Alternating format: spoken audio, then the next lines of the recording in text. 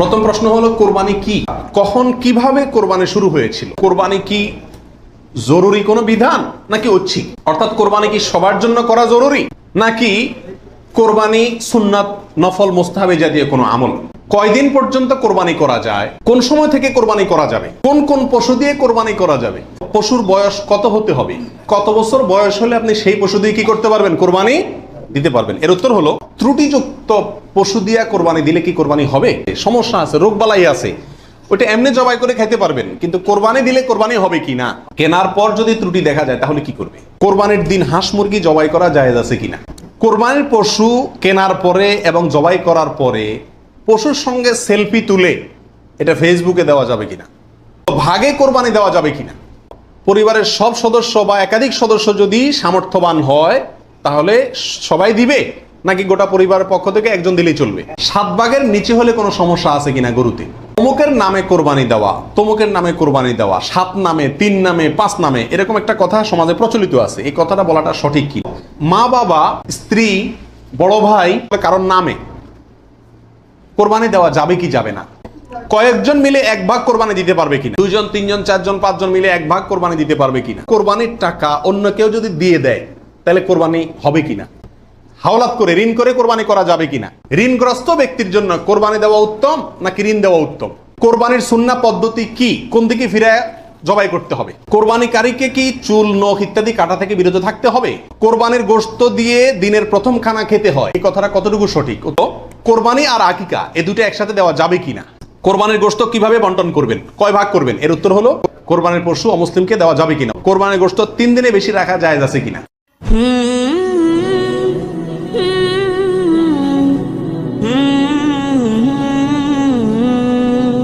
কোরবানি করার আগে প্রথম একটু থেমে নিজেকে প্রশ্ন করতে হবে, আমি কেন কোরবানি করছি? আমি কি মানুষকে দেখাবার জন্য করছি না আল্লাহকে সন্তুষ্ট করার জন্য করছি? এই বিষয়টি নিজেকে নিজে প্রশ্ন করে এর ইতিবাচক এবং সঠিক উত্তর বের করে আনতে হবে, তারপরে কোরবানির দিকে পদক্ষেপ নিতে হবে। আল্লাহ তাআলা আমাদের সবাইকে বিশুদ্ধ রূপে সঠিকভাবে কোরবানি করার তৌফিক দান করুন। প্রথম প্রশ্ন হলো, কোরবানি কি?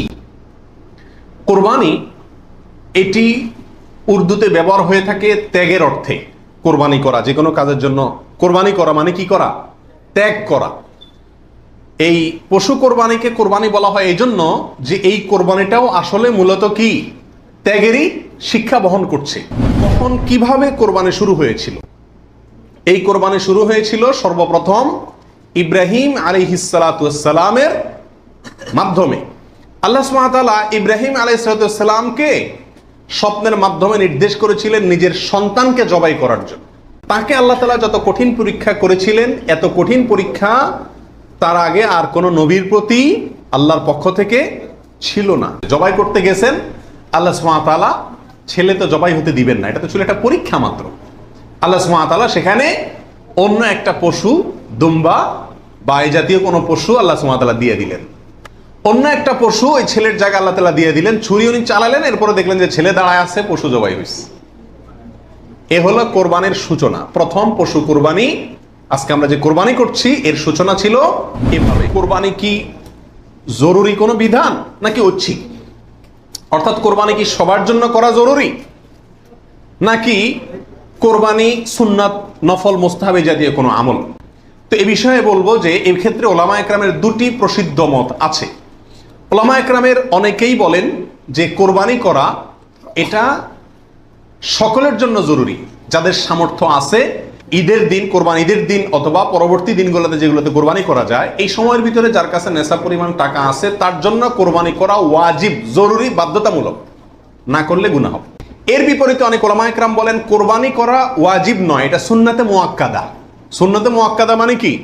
সুন্নাত কিন্তু খুবই গুরুত্বপূর্ণ সুন্নাত, বিনা কারণে এটা ছাড়া মাকরুহ, অপছন্দনীয়, ভালো কাজ নয়। সুন্নাতে মুআক্কাদা এবং ওয়াজিবের সাথে খুব বেশি তারতম্য নাই, কাছাকাছি গুরুত্বের বিচারে প্রায়।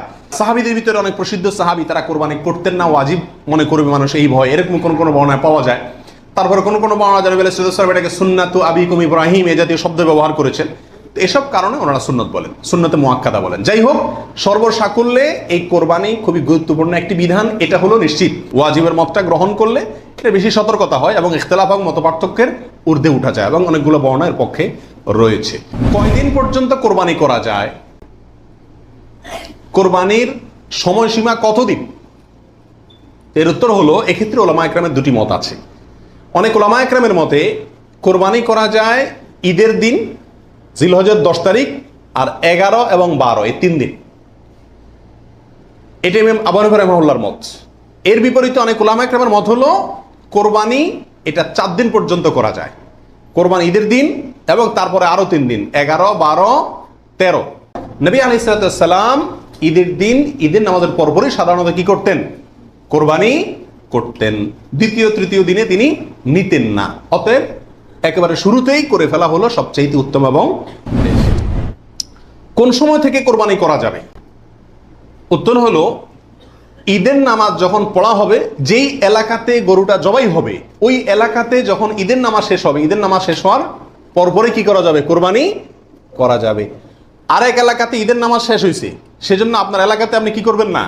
কোরবানি করবেন না। আপনার এই পশু যারা কোরবানি করবে তারা ঈদের নামাজ পড়ার পরপরই কি করতে পারবেন? কোরবানি করতে পারবেন। কোন কোন পশু দিয়ে কোরবানি করা যাবে? আপনি হাঁস মুরগি দিয়ে কোরবানি দিলে কোরবানি হবে কিনা? তো এর উত্তর হলো, বড় পশুর ভিতরে 3 ধরনের পশু আর ছোট পশুর ভিতরে 3 ধরনের পশু, এগুলো দিয়ে কি করা যাবে? কোরবানি দেওয়া যাবে। বড় পশুর ভিতরে কোরবানি দিতে পারবেন উট, গরু, মহিষ, এগুলো দিয়ে। মহিষ দিয়ে দিতে পারবেন কিনা এটা নিয়ে ওলামা একরামের ভিতরে সামান্য ইখতিলাফ আছে। অনেকে মহিষকে গরুর অন্তর্ভুক্ত করেছেন, অনেকে করেন নাই। যার কারণে যারা করেছেন তারা বলছেন করা যাবে, যারা করেন নাই তারা বলছেন করা যাবে না। এই জন্য একান্ত অনন্য উপায় না হলে সেদিকে না যাওয়াই ভালো, ইখতিলাফের দিকে। আর ছোট পশুর ভিতরে 3টা, দুম্বা, ছাগল এবং ভেড়া, এগুলো দিয়ে কি করা যাবে? কোরবানি করা যাবে। এছাড়া অন্য কোনো পশু দিয়ে, এই গৃহপালিত পশু ছাড়া আপনি হরিণ দিয়ে অথবা অন্য কোনো হালাল পশু যেটা গৃহপালিত না, সেটা দিয়ে কি করা যাবে না? কোরবানি দেওয়া যাবে না, দিলে কোরবানি হবে না। গাভী এবং ষাঁড় উভয়টা দিয়ে কোরবানি দেওয়া যাবে? কি বলেন? গাভী এবং ষাঁড় দুইটা দিয়ে কোরবানি দেওয়া যাবে? যাবে। গাভী দিয়েও দেওয়া যাবে, ষাঁড় দিয়েও দেওয়া যাবে। পশুর বয়স কত হতে হবে? কত বছর বয়স হলে আপনি সেই পশু দিয়ে কি করতে পারবেন? কোরবানি দিতে পারবেন। এর উত্তর হলো, পশু যদি হয় সবচেয়ে বড় পশু অর্থাৎ উট, তাহলে সেক্ষেত্রে সেটার বয়স হতে হবে কমপক্ষে 5 বছর। কত বছর? 5 বছরের নিচে যদি ওটের বয়স থাকে, ওইটা এমনি জবাই করতে খেতে পারবেন, কিন্তু কোরবানি হিসাবে কি করতে পারবেন না। জবাই করলে ওটা কোরবানি আদায় হবে না। গরু যদি হয় তাহলে সেক্ষেত্রে তার বয়স হইতে হবে কমপক্ষে 2 বছর। আর ছাগল, দুম্বা, ভেড়া এগুলো যদি হয় তাহলে তার বয়স হইতে হবে কমপক্ষে 1 বছর। তাহলে ছোট পশুগুলা 1 বছর, গরু 2 বছর, ওট 5 বছর।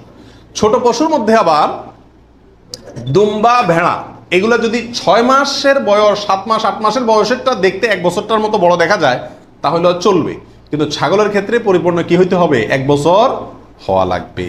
ত্রুটিযুক্ত পশু দিয়া কোরবানি দিলে কি কোরবানি হবে? ত্রুটিযুক্ত পশু, একটা পশুর ভিতরে কোনো দোষ আছে, ত্রুটি আছে, সমস্যা আছে, রোগবালাই আছে, ওইটা এমনি জবাই করে খেতে পারবেন, কিন্তু কোরবানি দিলে কোরবানি হবে কি না? এর উত্তর হলো, কিছু কিছু ত্রুটি আছে, যেই ত্রুটিগুলো থাকলে পশু কোরবানি করলে ওই কোরবানি যথেষ্ট হবে না। আর কিছু কিছু ত্রুটি আছে যেগুলো থাকলেও কি দেওয়া যাবে? ওই ত্রুটি সহকারে কোরবানি দিলে কোরবানি হয়ে যাবে। কোন ত্রুটিতে আপনার কোরবানি দিলে কোরবানি হবে না? একটা হলো ল্যাংড়া হওয়া। এমন ল্যাংড়া যে ল্যাংড়ার কারণে সে পশুর পালের সাথে চললে পিছায় যায়, তাদের সাথে তাল মিলায় ধরে রাখতে পারে না, অথবা জবাই করার জায়গা পর্যন্ত হেঁটে যাওয়ার ক্ষমতা নেই, তাকে ঠেলা নিয়ে যেতে হয়, ছেঁচড়ায় নিয়ে যেতে হয়, শক্তি নেই পায়ে, 1 পা হোক 2 পা হোক, এরকম ল্যাংড়া খোঁড়া যদি হয় তাহলে ওইটা দিয়ে কোরবানি দিলে কি হবে না? যথেষ্ট হবে না, হাদিসে সুস্পষ্টভাবে নিষেধ করা আছে। আরেকটা হলো যে এই পরিমাণ রুগ্ন, অসুস্থ, রোগা, যে রোগার কারণে সে চলাফেরা করতে পারে না, বা ওই যে হাঁটার শক্তি নেই, প্রচন্ড রোগা, দুর্বল, সেটা দিয়ে কোরবানি দিলেও কি হবে না? কোরবানি হবে না। আরেকটা হলো যে অন্ধ, এমন অন্ধ হয়, চোখ কানা অথবা চোখ অন্ধ, অথবা চোখে এমন সমস্যা আছে যে সমস্যার কারণে সে দেখে না, স্বাভাবিকভাবে ঘাস টাস রাখলেও সে বুঝে না কোনটা কি, অথবা ওই জায়গা পর্যন্ত দেখে একা একা যেতে পারে না, উষ্ঠা খায়, তার মানে চোখে বড় সমস্যা আছে, এরকম থাকলে এটা দিয়ে কি হবে না? কোরবানি হবে না। একটা শিং অথবা 2টা শিং গোড়া থেকে উঠে গেছে, একেবারে গোড়া সহ উঠে গেছে, এরকম যদি হয় ওটা দিয়ে কোরবানি দিলেও কোরবানি হবে না। তবে যদি সামান্য হয়, সামান্য কান কাটা, সামান্য শিং ভাঙা, সামান্য একটু পায়ে সমস্যা, সামান্য একটু অসুখ বিসুখ আছে, এরকম যদি হয় সেগুলো দিয়ে কোরবানি দিলে কি হবে? কোরবানি হয়ে যাবে। অর্থাৎ ত্রুটি যদি ছোট হয় সমস্যা নাই, বড় ত্রুটি যদি হয় তার কারণে কি হবে না, ওই পশু দিয়ে কোরবানি দিলে কোরবানি যথেষ্ট হবে না। কেনার পর যদি ত্রুটি দেখা যায় তাহলে কি করবে? আপনি ভালো পশু কিনে নিয়ে আসলেন, কোরবানি করবেন, রেখে দিচ্ছেন, খাওয়াচ্ছেন, হঠাৎ করে দেখা গেল চোখের সমস্যা, যে কোনো কারণে পা ভেঙে গেছে, বড় ধরনের সমস্যা হয়েছে, তখন কি করবেন? উত্তর হলো, যদি আপনি গরিব মানুষ হন তাহলে সেক্ষেত্রে যেটা আছে ওইটাই জবাই করবেন। আর যদি আপনার সামর্থ্য থাকে তাহলে সেক্ষেত্রে আপনার ওইটার বদলে আরেকটা পশু কিনে সেটাকে কি করবেন? কোরবানি করবেন। কোরবানির দিন হাঁস মুরগি জবাই করা জায়েজ আছে কিনা? আমাদের দেশে অনেকেই গ্রামের দেশে বলেন যে কোরবানির দিনগুলোতে, ঈদের দিনে কি করা যায় না? হাঁস মুরগি জবাই করা যায় না। আসলে কতটা সঠিক? উত্তর হলো এটা সম্পূর্ণ ভিত্তিহীন বানোয়াট কথা। এর কোনো গ্রহণযোগ্য ভিত্তি ইসলামী শরিয়াতে নাই। বরং কোরবানি ঈদের দিনে কেউ চাইলে হাঁস বা মোরগ কি করতে পারবে? জবাই করতে পারবে। কোরবানির পশু কেনার পরে এবং জবাই করার পরে পশুর সঙ্গে সেলফি তুলে এটা ফেসবুকে দেওয়া যাবে কিনা, সামাজিক যোগাযোগের মাধ্যমে প্রচার করা যাবে কিনা, ইসলামের দৃষ্টিতে এর ভিতরে কোনো, এর ব্যাপারে কোনো বাধা আছে কিনা? এর উত্তর হলো, কোরবানির পশু কেনার পরে অথবা জবাই করার পরে ওই পশুর সাথে সেলফি দেওয়া, সেলফিটাই তো অনেকের মতে এটা একটা মানসিক রোগে পরিণত হয়েছে। আর এই গরুকে কেনার পরে, ছাগল কেনার পরে তার সঙ্গে ছবি তুলে, সেলফি তুলে ওইটা ফেসবুকে বা সামাজিক যোগাযোগের মাধ্যমে প্রচার করা, এটা ইসলামের শরিয়ার দৃষ্টিতে খুবই গর্হিত এবং নিন্দনীয় একটি কাজ। ভাগে কোরবানি দেওয়া যাবে কিনা, এটা একটা গুরুত্বপূর্ণ প্রশ্ন আজকালকার যুগে।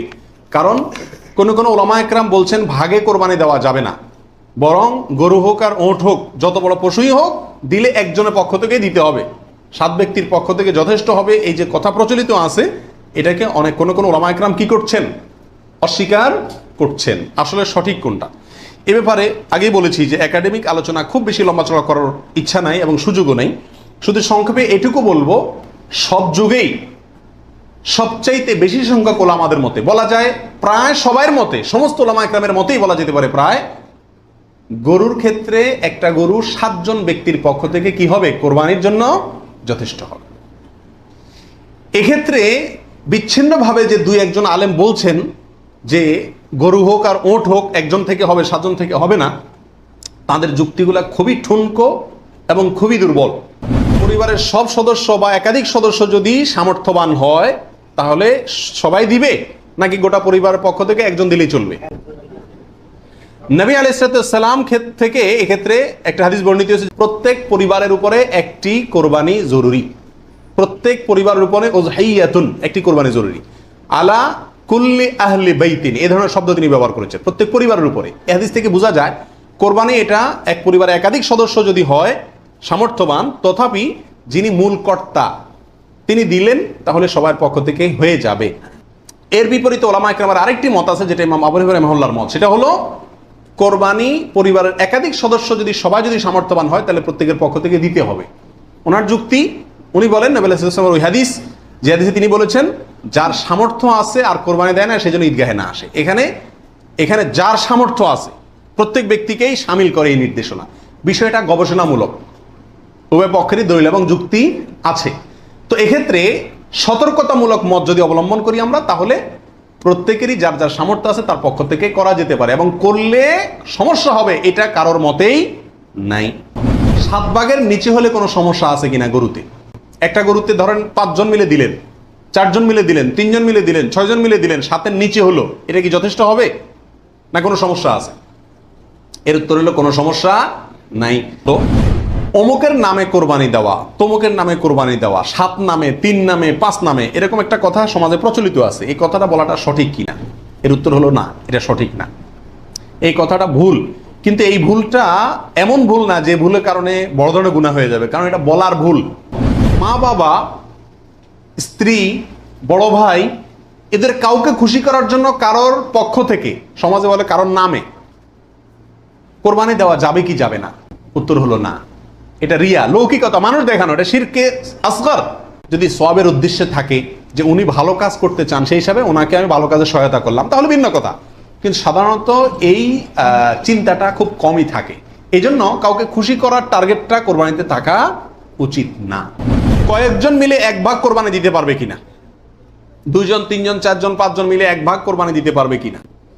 প্রবাসে দেখা যায় একটা রুমে 3 জন 4 জন আছে, তো কোরবানিদের দিন 4 জন মিলে যায় কি করে, একটা ছাগল কিনে নিয়ে আসে, আয়না জবাই করে। তো 4 জন মিলে যদি একটা ছাগল দেয়, অথবা একটা অংশ গরুতে হোক অথবা ছাগলে হোক, কোরবানিতে যদি একাধিক ব্যক্তি যদি এক অংশ দেয়, কোরবানি হবে? হবে না। একটা অংশ একজন দিবে, সেখানে কয়েকজন যদি সেখানে অর্থায়ন করে, কয়েকজন ভাগ বসায়, আর এক অংশ কয়েকজন মিলে দেয়, তাহলে কি হবে না? কোরবানি হবে না, ওটা গোশত খাওয়া হবে। কোরবানির টাকা অন্য কেউ যদি দিয়ে দেয়, তাহলে কোরবানি হবে কিনা? আমি গরিব মানুষ, আমি কোরবানি করতে চাচ্ছি, অথবা সামর্থ্যবান, আমাকে একজনে টাকা দিয়ে দিল যে আপনাকে একটা ছাগল দিয়ে দিলাম, অথবা আপনার ছাগলের টাকা দিয়ে দিল যে আপনি কোরবানি দিয়েন। আমার পক্ষ থেকেই কোরবানি দেওয়ার জন্য কেউ আমাকে টাকা দিয়ে সহায়তা করলো, হেল্প করলো, এতে আমার কোরবানি দিলে কোরবানি হবে কি হবে না? কি বলেন আপনারা? হবে। লোন করে কোরবানি করা যাবে কিনা, হাওলাত করে ঋণ করে কোরবানি করা যাবে কিনা? এর উত্তর হলো যাবে, যদি সেই ঋণের টাকাটা দেওয়ার মতো ব্যবস্থা বা ইচ্ছা, সদিচ্ছা থাকে, তাহলে ঋণ করেও কি দেওয়া যাবে? ঋণ করে ভালো কাজ করা যায়। ঋণগ্রস্ত ব্যক্তির জন্য কোরবানি দেওয়া উত্তম নাকি ঋণ দেওয়া উত্তম? উত্তর হলো ঋণ দেওয়া উত্তম, কারণ কোরবানির চাইতে তার জন্য ঋণের গুরুত্ব বেশি। সে যদি ঋণগ্রস্ত হয়, তার জন্য কোরবানি ইসলামী শরীয়তে তার জন্য কোরবানি না, তার জন্য ঋণ দেওয়া জরুরি। কোরবানির সুন্নাহ পদ্ধতি কি, কোন দিকে ফিরে জবাই করতে হবে? কোরবানির সুন্নাহসম্মত পদ্ধতি হলো পশুকে মাথা দক্ষিণ দিকে দিয়ে পাও কেবলামুখী করে তারপরে বিসমিল্লাহি আল্লাহু আকবার বলে কি করতে হবে? জবাই করতে হবে। জবাই করার ক্ষেত্রে সাধারণত পশুর কানকে গলার দিকে টেনে ধরলে যে জায়গায় এসে কান থামে, ওই জায়গা বরাবর যদি ছুরি চালানো হয়, তাহলে খুব দ্রুত পশুর জবাই হয়ে যায়, কষ্ট কম হয়, হাঁটি টাটির উপরে যায় না সাধারণত। বাকি এই জায়গাটা ধরে যেখানে হাড্ডি নেয় সেখানে ছুরি চালানো এবং পশ্চিম দিকে ফিরিয়ে দক্ষিণমুখী করে করা। যদি কেউ অন্য কোনো দিকে ফিরে করে ফেলে, তাহলেও তার কোরবানি হয়ে যাবে, কিন্তু এটা সুন্নাহর খেলাফ হলো। কোরবানিকারীকে কি চুল, নখ ইত্যাদি কাটা থেকে বিরত থাকতে হবে? উত্তর হলো হ্যাঁ। নবী রাসূলুল্লাহ সাল্লাল্লাহু আলাইহি ওয়াসাল্লাম বলেছেন, মান আরাদা আন ইউদাহিয়া, যে ব্যক্তি কোরবানি করার ইচ্ছা রাখে, পোষণ করে, ফালা ইয়াখুয মিন শা'রিহি ওয়া আযফারিহি শাইআ, সেই জন্য তার নখ, চুল ইত্যাদি কোনো কিছুতে হাত না দেয়।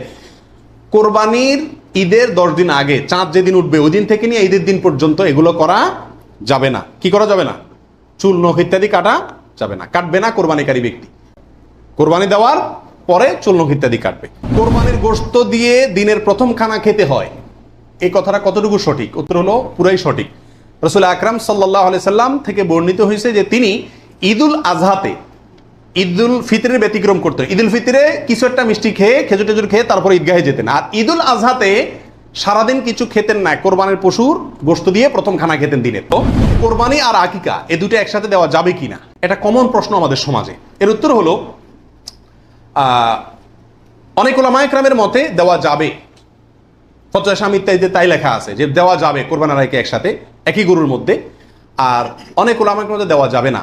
দেওয়া যাবে না এর ভিতরে আপনার পাকিস্তানের খুব নামকরা মুফতি ছিলেন মুফতি রশিদ আহমদ রাহমাহুল্লাহ, আহসানুল ফতোয়ার লেখক। তিনি হানাফি মাযহাবের বড় উলামায়ে কেরামের মধ্যে থেকে তিনি কঠোরভাবে এর বিরুদ্ধে করেছেন এবং বলেছেন কোন অবস্থাতেই কোরবানি আর আকিকা একসাথে মিক্স করা যায় না, উচিত না। কারণ কোরবানি একটা ইবাদত, আকিকা আরেকটি ইবাদত। আর তাছাড়া গরু এক অংশে একাধিক ব্যক্তি দিতে পারবে, এটা কোরবানির ক্ষেত্রে নবী সাল্লাল্লাহু আলাইহি ওয়াসাল্লাম বলছেন, আকিকার ক্ষেত্রে বলেন নাই। সেই জন্য কোরবানি এবং আকিকা পৃথক হওয়া উচিত। একই দিনে হতে পারে, কিন্তু গরুর অংশে কোরবানির না, এই আকিকার কারণ নামের অংশ থাকা উচিত না। এই মতটা বেশি শক্তিশালী এবং বেশি সতর্কতামূলক।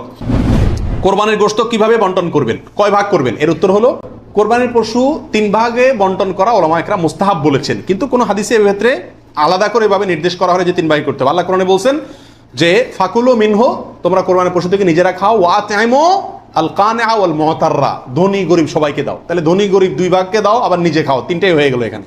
আয়াত থেকে 3 ভাগ মোটামুটি ভাবে ইঙ্গিতে বোঝা যাচ্ছে, কিন্তু এটা কোনো জরুরি কিছু না। আর সহিহ মুসলিম হাদিসে আছে নবী সাল্লাল্লাহু আলাইহি ওয়াসাল্লাম বলেছেন তোমরা নিজেরা খাও, আবার রেখেও দাও, আবার দানও করো, অর্থাৎ তিনটা করা যাবে। কোরবানির পশু অমুসলিমকে দেওয়া যাবে কিনা? উত্তর হলো কোরবানির গোশত অমুসলিমকে খাওয়ানো যাবে। কোরবানির গোশত 3 দিনে বেশি রাখা জায়েজ আছে কিনা? উত্তর হলো জায়েজ আছে। 3 দিনে বেশি রাখা যাবে না এমন কোনো কথা নাই। আল্লাহ সুবহানাহু ওয়া তাআলা আমাদের সবাইকে বিশুদ্ধ রূপে সঠিকভাবে কোরবানি করার তৌফিক দান করুন।